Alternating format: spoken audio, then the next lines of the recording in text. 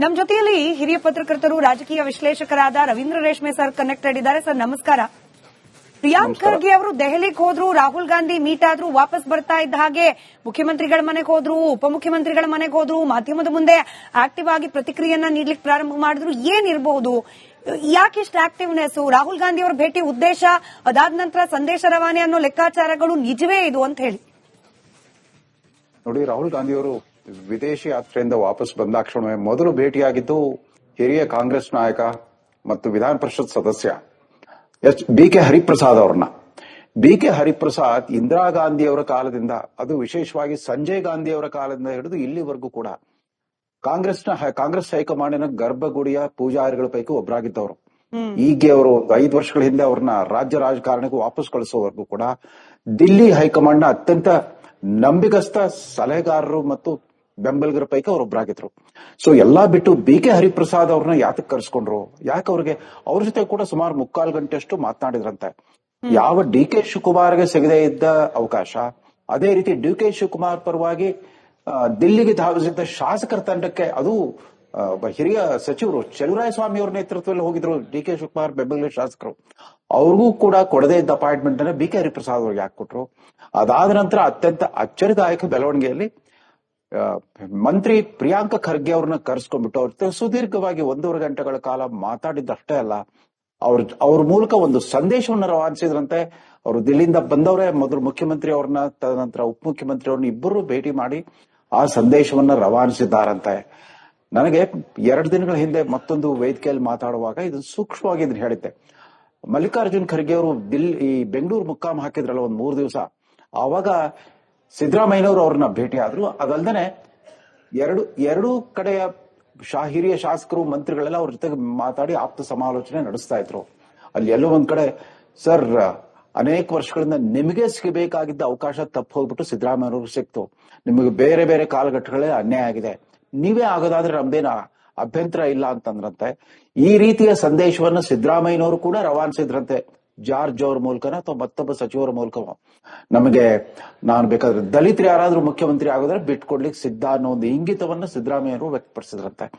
ಆಗ ಖರ್ಗೆ ಅವರು ಆಪ್ತರೊಂದಿಗೆ ಹೇಳಿದ್ದೇನು ಅಂತಂದ್ರೆ, ನೋಡಿ, ನನಗೆ ಸಿಗಬೇಕಾದ ಅವಕಾಶಗಳೆಲ್ಲ 2008 ಅಥವಾ 2013ರಲ್ಲಿ ಸಿಗಬೇಕಾಗಿತ್ತು, ಆಗ ತಪ್ಪೋಯ್ತು ಕಾರಣಾಂತರಗಳಿಂದ, ನನಗೆ ಕೇಂದ್ರಕ್ಕೆ ಬೇರೆ ಕಳಿಸ್ಬಿಟ್ರು, ಯಾಕಂದ್ರೆ ಸಿದ್ದರಾಮಯ್ಯನವರು ಹಠ ಹಿಡಿತಿದ್ರು ಅವಾಗ.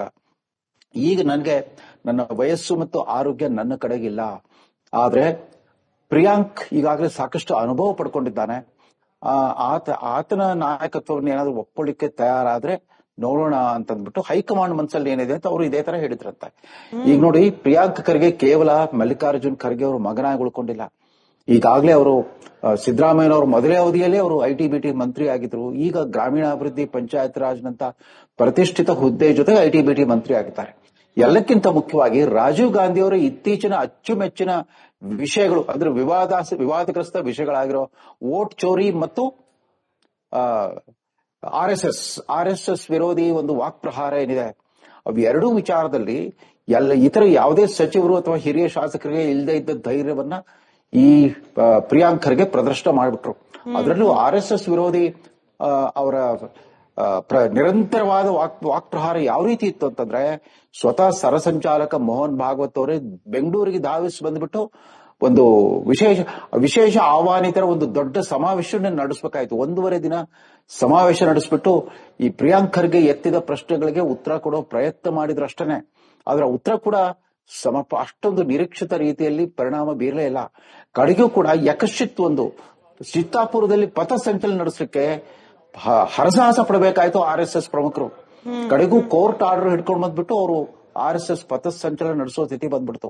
ಅಂಡ್ ಇದೀಗ ಸರ್ಕಾರ ಹೊರಡಿಸಿರೋ ಸುತ್ತೋಲೆ ಪ್ರಕಾರ ಇನ್ನು ಮುಂದೆ ಬೆಳಗಿನ ಅಥವಾ ಸಂಜೆಯ ಆರ್.ಎಸ್.ಎಸ್ ಶಾಖಾ ನಡೆಸಲಿಕ್ಕೆ ಕೂಡ ಸರ್ಕಾರಿ ಪರವಾನಗಿ ತಗೋಬೇಕು ಅನ್ನೋ ಒಂದು ವಾತಾವರಣ ಸೃಷ್ಟಿ ಮಾಡಿದ್ರಲ್ಲ ಈ ಪ್ರಿಯಾಂಕ್ ಖರ್ಗೆ ಅವರು. ತನ್ಮೂಲಕ ಇಡೀ ರಾಷ್ಟ್ರಾದ್ಯಂತ ಒಂದು ಸುದ್ದಿ ಮಾಡಿಬಿಟ್ರು. ಹೀಗಾಗಿ ಅದ್ರ ಜೊತೆಗೆ ಮೊನ್ನೆ ಬೆಂಗಳೂರು ಹೈಟೆಕ್ ಸಮ್ಮಿಟ್ ಒಂದು ನಡೀತು. ವಿಶ್ವವಿಖ್ಯಾತ ತಂತ್ರಜ್ಞಾನ ಕಂಪನಿಗಳ ದಿಗ್ಗಜರಲ್ಲಿ ಬಂದಿದ್ರು. ಅಲ್ಲಿ ಕರ್ನಾಟಕ ಸರ್ಕಾರದ ಮೂಲಕವೇ ತಯಾರು ಮಾಡಲಾಗಿರೋ ಹೊಸ ಕಂಪ್ಯೂಟರ್, ಇವತ್ತಿನ ಎಐ ಆಧಾರಿತ ಒಂದು ಕಂಪ್ಯೂಟರ್ ನ ಬಿಡುಗಡೆ ಮಾಡಿದ್ದ ಅಲ್ಲದೆ ಅದಕ್ಕೆ ಇಡೀ ರಾಷ್ಟ್ರಾದ್ಯಂತ ಪ್ರಚಾರ ದೊರೆಯೋ ರೀತಿಯಲ್ಲಿ ಕೂಡ ನೋಡ್ಕೊಂಡ್ರು ಈ ಪ್ರಿಯಾಂಕ್ ಖರ್ಗೆ. ರಾಹುಲ್ ಗಾಂಧಿ ಅವರಲ್ಲಿ ಎಲ್ಲೋ ಒಂದ್ ಕಡೆ ಒಂದು ಹೊಸ ಬೆಳಕು ಕಾಣಿಸ್ತಾ ಇದೆ ಅಂತ ಕಾಣುತ್ತೆ. ತನ್ನ ಈಗ ಘೋಷಿತ ಆದರ್ಶಗಳೇನಿದೆ ಅವೆರಡನ್ನೂ ಮುಂದುವರಿಸಿಕೊಂಡು ಅದಕ್ಕೆರಡಕ್ಕೂ ಚಾಲನೆ ಕೊಟ್ಟು ಮುಂದುವರಿಸೋದಲ್ದನೆ ಆಡಳಿತವನ್ನು ನಿರ್ವಹಿಸಲು ಒಂದು ಹೊಸ ತಲೆಮಾರಿಗೆ ಯಾಕೆ ಅವಕಾಶ ಕೊಡಬಾರದು? ನಮ್ಮ ಜೊತೆಯಲ್ಲಿ ಹಿರಿಯ ಪತ್ರಕರ್ತರು ರಾಜಕೀಯ ವಿಶ್ಲೇಷಕರಾದ ರವೀಂದ್ರ ರೇಷ್ಮೆ ಸರ್ ಕನೆಕ್ಟೆಡ್ ಇದ್ದಾರೆ. ಸರ್ ನಮಸ್ಕಾರ. ಪ್ರಿಯಾಂಕ್ ಖರ್ಗೆ ಅವರು ದೆಹಲಿಗೆ ಹೋದ್ರು, ರಾಹುಲ್ ಗಾಂಧಿ ಮೀಟ್ ಆದ್ರು, ವಾಪಸ್ ಬರ್ತಾ ಇದ್ದ ಹಾಗೆ ಮುಖ್ಯಮಂತ್ರಿಗಳ ಮನೆಗೆ ಹೋದ್ರು, ಉಪಮುಖ್ಯಮಂತ್ರಿಗಳ ಮನೆಗೆ ಹೋದ್ರು, ಮಾಧ್ಯಮದ ಮುಂದೆ ಆಕ್ಟಿವ್ ಆಗಿ ಪ್ರತಿಕ್ರಿಯೆಯನ್ನ ನೀಡ್ಲಿಕ್ಕೆ ಪ್ರಾರಂಭ ಮಾಡಿದ್ರು. ಏನಿರಬಹುದು, ಯಾಕಿಷ್ಟು ಆಕ್ಟಿವ್ನೆಸ್? ರಾಹುಲ್ ಗಾಂಧಿ ಅವರ ಭೇಟಿ ಉದ್ದೇಶ, ಅದಾದ ನಂತರ ಸಂದೇಶ ರವಾನೆ ಅನ್ನೋ ಲೆಕ್ಕಾಚಾರಗಳು ನಿಜವೇ ಇದು ಅಂತ ಹೇಳಿ? ನೋಡಿ, ರಾಹುಲ್ ಗಾಂಧಿ ಅವರು ವಿದೇಶಿ ಯಾತ್ರೆಯಿಂದ ವಾಪಸ್ ಬಂದಾಕ್ಷಣವೇ ಮೊದಲು ಭೇಟಿಯಾಗಿದ್ದು ಹಿರಿಯ ಕಾಂಗ್ರೆಸ್ ನಾಯಕ ಮತ್ತು ವಿಧಾನ ಪರಿಷತ್ ಸದಸ್ಯ ಬಿ.ಕೆ. ಹರಿಪ್ರಸಾದ್ ಅವ್ರನ್ನ. ಬಿ.ಕೆ. ಹರಿಪ್ರಸಾದ್ ಇಂದಿರಾ ಗಾಂಧಿ ಅವರ ಕಾಲದಿಂದ, ಅದು ವಿಶೇಷವಾಗಿ ಸಂಜಯ್ ಗಾಂಧಿ ಅವರ ಕಾಲದಿಂದ ಹಿಡಿದು ಇಲ್ಲಿವರೆಗೂ ಕೂಡ ಕಾಂಗ್ರೆಸ್ ಹೈಕಮಾಂಡಿನ ಗರ್ಭಗುಡಿಯ ಪೂಜಾರಿಗಳ ಪೈಕಿ ಒಬ್ಬರಾಗಿದ್ದವರು. ಈಗ್ಗೆ ಅವರು 5 ವರ್ಷಗಳ ಹಿಂದೆ ಅವ್ರನ್ನ ರಾಜ್ಯ ರಾಜಕಾರಣಕ್ಕೆ ವಾಪಸ್ ಕಳಿಸೋವರೆಗೂ ಕೂಡ ದಿಲ್ಲಿ ಹೈಕಮಾಂಡ್ನ ಅತ್ಯಂತ ನಂಬಿಕಸ್ಥ ಸಲಹೆಗಾರರು ಮತ್ತು ಬೆಂಬಲಿಗರ ಪೈಕಿ ಅವರೊಬ್ಬರಾಗಿದ್ರು. ಸೊ ಎಲ್ಲಾ ಬಿಟ್ಟು ಬಿ.ಕೆ. ಹರಿಪ್ರಸಾದ್ ಅವ್ರನ್ನ ಯಾತಕ್ಕೆ ಕರೆಸ್ಕೊಂಡ್ರು? ಯಾಕೆ ಅವ್ರಿಗೆ ಅವ್ರ ಜೊತೆ ಕೂಡ ಸುಮಾರು 3/4 ಗಂಟೆಯಷ್ಟು ಮಾತನಾಡಿದ್ರಂತೆ. ಯಾವ ಡಿ.ಕೆ. ಶಿವಕುಮಾರ್ಗೆ ಸಿಗದೇ ಇದ್ದ ಅವಕಾಶ, ಅದೇ ರೀತಿ ಡಿ.ಕೆ. ಶಿವಕುಮಾರ್ ಪರವಾಗಿ ದಿಲ್ಲಿಗೆ ಧಾವಿಸಿದ್ದ ಶಾಸಕರ ತಂಡಕ್ಕೆ, ಅದು ಹಿರಿಯ ಸಚಿವರು ಚಲುವರಾಯಸ್ವಾಮಿ ಅವರ ನೇತೃತ್ವದಲ್ಲಿ ಹೋಗಿದ್ರು ಡಿ.ಕೆ. ಶಿವಕುಮಾರ್ ಬೆಂಬಲಿಗ ಶಾಸಕರು, ಅವ್ರಿಗೂ ಕೂಡ ಕೊಡದೇ ಇದ್ದ ಅಪಾಯಿಂಟ್ಮೆಂಟ್ ಅನ್ನ ಬಿ.ಕೆ. ಹರಿಪ್ರಸಾದ್ ಅವ್ರಿಗೆ ಯಾಕೆ ಕೊಟ್ರು? ಅದಾದ ನಂತರ ಅತ್ಯಂತ ಅಚ್ಚರಿದಾಯಕ ಬೆಳವಣಿಗೆಯಲ್ಲಿ ಮಂತ್ರಿ ಪ್ರಿಯಾಂಕ್ ಖರ್ಗೆ ಅವ್ರನ್ನ ಕರೆಸ್ಕೊಂಡ್ಬಿಟ್ಟು ಅವ್ರ ಸುದೀರ್ಘವಾಗಿ 1.5 ಗಂಟೆಗಳ ಕಾಲ ಮಾತಾಡಿದ್ದಷ್ಟೇ ಅಲ್ಲ, ಅವ್ರ ಮೂಲಕ ಒಂದು ಸಂದೇಶವನ್ನ ರವಾನಿಸಿದ್ರಂತೆ. ಅವರು ದಿಲ್ಲಿಯಿಂದ ಬಂದವರೇ ಮೊದಲು ಮುಖ್ಯಮಂತ್ರಿ ಅವ್ರನ್ನ, ತದನಂತರ ಉಪಮುಖ್ಯಮಂತ್ರಿ ಅವ್ರನ್ನ ಇಬ್ಬರು ಭೇಟಿ ಮಾಡಿ ಆ ಸಂದೇಶವನ್ನ ರವಾನಿಸಿದ್ದಾರಂತೆ. ನನಗೆ 2 ದಿನಗಳ ಹಿಂದೆ ಮತ್ತೊಂದು ವೇದಿಕೆಯಲ್ಲಿ ಮಾತಾಡುವಾಗ ಇದು ಸೂಕ್ಷ್ಮವಾಗಿ ಇದನ್ನ ಹೇಳಿದ್ದೆ. ಮಲ್ಲಿಕಾರ್ಜುನ್ ಖರ್ಗೆ ಅವರು ಈ ಬೆಂಗಳೂರು ಮುಕ್ಕಾಂ ಹಾಕಿದ್ರಲ್ಲ ಒಂದ್ 3 ದಿವಸ, ಆವಾಗ ಸಿದ್ದರಾಮಯ್ಯನವರು ಅವ್ರನ್ನ ಭೇಟಿ ಆದ್ರು. ಅದಲ್ದೇನೆ ಎರಡು ಕಡೆಯ ಹಿರಿಯ ಶಾಸಕರು, ಮಂತ್ರಿಗಳೆಲ್ಲ ಅವ್ರ ಜೊತೆಗೆ ಮಾತಾಡಿ ಆಪ್ತ ಸಮಾಲೋಚನೆ ನಡೆಸ್ತಾ ಇದ್ರು. ಅಲ್ಲಿ ಎಲ್ಲೋ ಒಂದ್ ಕಡೆ, ಸರ್, ಅನೇಕ ವರ್ಷಗಳಿಂದ ನಿಮಗೆ ಸಿಗಬೇಕಾಗಿದ್ದ ಅವಕಾಶ ತಪ್ಪು ಹೋಗ್ಬಿಟ್ಟು ಸಿದ್ದರಾಮಯ್ಯವ್ರಿಗೆ ಸಿಕ್ತು, ನಿಮಗೆ ಬೇರೆ ಬೇರೆ ಕಾಲಘಟ್ಟಗಳೇ ಅನ್ಯಾಯ ಆಗಿದೆ, ನೀವೇ ಆಗೋದಾದ್ರೆ ನಮ್ದೇನ ಅಭ್ಯಂತರ ಇಲ್ಲ ಅಂತಂದ್ರಂತೆ. ಈ ರೀತಿಯ ಸಂದೇಶವನ್ನು ಸಿದ್ದರಾಮಯ್ಯನವರು ಕೂಡ ರವಾನಿಸಿದ್ರಂತೆ, ಜಾರ್ಜ್ ಅವ್ರ ಮೂಲಕನ ಅಥವಾ ಮತ್ತೊಬ್ಬ ಸಚಿವರ ಮೂಲಕ. ನಾನು ಬೇಕಾದ್ರೆ ದಲಿತರು ಯಾರಾದ್ರೂ ಮುಖ್ಯಮಂತ್ರಿ ಆಗೋದ್ರೆ ಬಿಟ್ಕೊಡ್ಲಿಕ್ಕೆ ಸಿದ್ಧ ಅನ್ನೋ ಒಂದು ಇಂಗಿತವನ್ನ ಸಿದ್ದರಾಮಯ್ಯವರು ವ್ಯಕ್ತಪಡಿಸಿದ್ರಂತೆ. ಆಗ ಖರ್ಗೆ ಅವರು ಆಪ್ತರೊಂದಿಗೆ ಹೇಳಿದ್ದೇನು ಅಂತಂದ್ರೆ, ನೋಡಿ, ನನಗೆ ಸಿಗಬೇಕಾದ ಅವಕಾಶಗಳೆಲ್ಲ 2008 ಅಥವಾ 2013ರಲ್ಲಿ ಸಿಗಬೇಕಾಗಿತ್ತು, ಆಗ ತಪ್ಪೋಯ್ತು ಕಾರಣಾಂತರಗಳಿಂದ, ನನಗೆ ಕೇಂದ್ರಕ್ಕೆ ಬೇರೆ ಕಳಿಸ್ಬಿಟ್ರು, ಯಾಕಂದ್ರೆ ಸಿದ್ದರಾಮಯ್ಯನವರು ಹಠ ಹಿಡಿತಿದ್ರು ಅವಾಗ. ಈಗ ನನಗೆ ನನ್ನ ವಯಸ್ಸು ಮತ್ತು ಆರೋಗ್ಯ ನನ್ನ ಕಡೆಗಿಲ್ಲ, ಆದ್ರೆ ಪ್ರಿಯಾಂಕ್ ಈಗಾಗಲೇ ಸಾಕಷ್ಟು ಅನುಭವ ಪಡ್ಕೊಂಡಿದ್ದಾನೆ, ಆತನ ನಾಯಕತ್ವವನ್ನು ಏನಾದ್ರು ಒಪ್ಕೊಳ್ಳಿಕ್ಕೆ ತಯಾರಾದ್ರೆ ನೋಡೋಣ ಅಂತಂದ್ಬಿಟ್ಟು ಹೈಕಮಾಂಡ್ ಮನಸ್ಸಲ್ಲಿ ಏನಿದೆ ಅಂತ ಅವರು ಇದೇ ತರ ಹೇಳಿದ್ರಂತೆ. ಈಗ ನೋಡಿ, ಪ್ರಿಯಾಂಕ್ ಖರ್ಗೆ ಕೇವಲ ಮಲ್ಲಿಕಾರ್ಜುನ್ ಖರ್ಗೆ ಅವರು ಮಗನಾಗಿ ಉಳ್ಕೊಂಡಿಲ್ಲ. ಈಗಾಗಲೇ ಅವರು ಸಿದ್ದರಾಮಯ್ಯನವರು ಮೊದಲೇ ಅವಧಿಯಲ್ಲಿ ಅವರು ಐಟಿ-ಬಿಟಿ ಮಂತ್ರಿ ಆಗಿದ್ರು. ಈಗ ಗ್ರಾಮೀಣಾಭಿವೃದ್ಧಿ, ಪಂಚಾಯತ್ ರಾಜ್ ನಂತ ಪ್ರತಿಷ್ಠಿತ ಹುದ್ದೆ ಜೊತೆಗೆ ಐಟಿ-ಬಿಟಿ ಮಂತ್ರಿ ಆಗಿದ್ದಾರೆ. ಎಲ್ಲಕ್ಕಿಂತ ಮುಖ್ಯವಾಗಿ ರಾಜೀವ್ ಗಾಂಧಿ ಅವರ ಇತ್ತೀಚಿನ ಅಚ್ಚುಮೆಚ್ಚಿನ ವಿಷಯಗಳು, ಅಂದ್ರೆ ವಿವಾದಗ್ರಸ್ತ ವಿಷಯಗಳಾಗಿರೋ ವೋಟ್ ಚೋರಿ ಮತ್ತು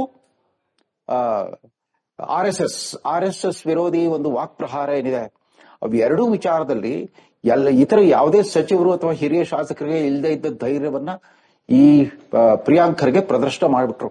ಅದರಲ್ಲೂ ಆರ್.ಎಸ್.ಎಸ್ ವಿರೋಧಿ ಅವರ ನಿರಂತರವಾದ ವಾಕ್ಪ್ರಹಾರ ಯಾವ ರೀತಿ ಇತ್ತು ಅಂತಂದ್ರೆ, ಸ್ವತಃ ಸರಸಂಚಾಲಕ ಮೋಹನ್ ಭಾಗವತ್ ಅವರೇ ಬೆಂಗಳೂರಿಗೆ ಧಾವಿಸಿ ಬಂದ್ಬಿಟ್ಟು ಒಂದು ವಿಶೇಷ ಆಹ್ವಾನಿತರ ಒಂದು ದೊಡ್ಡ ಸಮಾವೇಶವನ್ನು ನಡೆಸಬೇಕಾಯ್ತು. 1.5 ದಿನ ಸಮಾವೇಶ ನಡೆಸ್ಬಿಟ್ಟು ಈ ಪ್ರಿಯಾಂಕ್ ಖರ್ಗೆ ಎತ್ತಿದ ಪ್ರಶ್ನೆಗಳಿಗೆ ಉತ್ತರ ಕೊಡೋ ಪ್ರಯತ್ನ ಮಾಡಿದ್ರು ಅಷ್ಟೇನೆ. ಆದ್ರೆ ಉತ್ತರ ಕೂಡ ಅಷ್ಟೊಂದು ನಿರೀಕ್ಷಿತ ರೀತಿಯಲ್ಲಿ ಪರಿಣಾಮ ಬೀರಲೇ ಇಲ್ಲ. ಕಡೆಗೂ ಕೂಡ ಯಕಶ್ಚಿತ್ ಒಂದು ಚಿತ್ತಾಪುರದಲ್ಲಿ ಪಥಸಂಚಲನ ನಡೆಸಲಿಕ್ಕೆ ಹರಸಾಹಸ ಪಡಬೇಕಾಯ್ತು ಆರ್.ಎಸ್.ಎಸ್ ಪ್ರಮುಖರು. ಕಡೆಗೂ ಕೋರ್ಟ್ ಆರ್ಡರ್ ಹಿಡ್ಕೊಂಡು ಬಂದ್ಬಿಟ್ಟು ಅವರು ಆರ್.ಎಸ್.ಎಸ್ ಪಥಸಂಚಲನ ನಡೆಸೋ ಸ್ಥಿತಿ ಬಂದ್ಬಿಡ್ತು. ಅಂಡ್ ಇದೀಗ ಸರ್ಕಾರ ಹೊರಡಿಸಿರೋ ಸುತ್ತೋಲೆ ಪ್ರಕಾರ ಇನ್ನು ಮುಂದೆ ಬೆಳಗಿನ ಅಥವಾ ಸಂಜೆಯ ಆರ್.ಎಸ್.ಎಸ್ ಶಾಖಾ ನಡೆಸಲಿಕ್ಕೆ ಕೂಡ ಸರ್ಕಾರಿ ಪರವಾನಗಿ ತಗೋಬೇಕು ಅನ್ನೋ ಒಂದು ವಾತಾವರಣ ಸೃಷ್ಟಿ ಮಾಡಿದ್ರಲ್ಲ ಈ ಪ್ರಿಯಾಂಕ್ ಖರ್ಗೆ ಅವರು. ತನ್ಮೂಲಕ ಇಡೀ ರಾಷ್ಟ್ರಾದ್ಯಂತ ಒಂದು ಸುದ್ದಿ ಮಾಡಿಬಿಟ್ರು. ಹೀಗಾಗಿ ಅದ್ರ ಜೊತೆಗೆ ಮೊನ್ನೆ ಬೆಂಗಳೂರು ಹೈಟೆಕ್ ಸಮ್ಮಿಟ್ ಅಂತ ನಡೀತು. ವಿಶ್ವವಿಖ್ಯಾತ ತಂತ್ರಜ್ಞಾನ ಕಂಪನಿಗಳ ದಿಗ್ಗಜರಲ್ಲಿ ಬಂದಿದ್ರು. ಅಲ್ಲಿ ಕರ್ನಾಟಕ ಸರ್ಕಾರದ ಮೂಲಕವೇ ತಯಾರು ಮಾಡಲಾಗಿರೋ ಹೊಸ ಕಂಪ್ಯೂಟರ್, ಇವತ್ತಿನ AI ಆಧಾರಿತ ಒಂದು ಕಂಪ್ಯೂಟರ್ ನ ಬಿಡುಗಡೆ ಮಾಡಿದ್ದ ಅಲ್ಲದೆ ಅದಕ್ಕೆ ಇಡೀ ರಾಷ್ಟ್ರಾದ್ಯಂತ ಪ್ರಚಾರ ದೊರೆಯೋ ರೀತಿಯಲ್ಲಿ ಕೂಡ ನೋಡ್ಕೊಂಡ್ರು ಈ ಪ್ರಿಯಾಂಕ್ ಖರ್ಗೆ. ರಾಹುಲ್ ಗಾಂಧಿ ಅವರಲ್ಲಿ ಎಲ್ಲೋ ಒಂದ್ ಕಡೆ ಒಂದು ಹೊಸ ಬೆಳಕು ಕಾಣಿಸ್ತಾ ಇದೆ ಅಂತ ಕಾಣುತ್ತೆ. ತನ್ನ ಈಗ ಘೋಷಿತ ಆದರ್ಶಗಳೇನಿದೆ ಅವೆರಡನ್ನೂ ಮುಂದುವರಿಸಿಕೊಂಡು ಅದಕ್ಕೆರಡಕ್ಕೂ ಚಾಲನೆ ಕೊಟ್ಟು ಮುಂದುವರಿಸೋದಲ್ದೇ ಆಡಳಿತವನ್ನು ನಿರ್ವಹಿಸಲು ಒಂದು ಹೊಸ ತಲೆಮಾರಿಗೆ ಯಾಕೆ ಅವಕಾಶ ಕೊಡಬಾರದು?